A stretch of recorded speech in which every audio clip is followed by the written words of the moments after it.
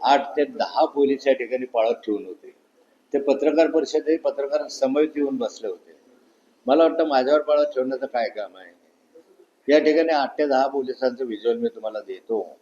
आणि हे घरामध्ये येऊन बसले. घरामध्ये येण्याचा पोलिसांना कोणी अधिकार दिला? पत्रकार परिषदेत बसण्याचा येऊन अधिकार दिला? एकंदरीत या राज्यामध्ये काय चाललेलं आहे? मला व्यक्ती स्वातंत्र्य आहे, मला बोलण्याचा अधिकार आहे. माझा तोंड बंद करण्याचा का प्रयत्न होत आहे? माझ्या छातीवर 10 पोलीस या ठिकाणी का आणले जात आहेत? काय कारण याच्या मागे आहे? कशा कारणासाठी सरकार घाबरत आहे? या प्रश्नाचे मला उत्तर दिले पाहिजे. हे पोलीस ज्या ठिकाणी आलेले आहेत, जे घरामध्ये होते,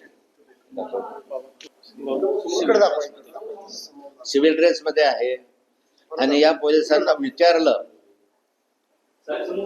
तर ते म्हणाले तुमच्या सुरक्षेसाठी सगळं बाजूला व्हिडिओ देतो. इकडे दाखवा.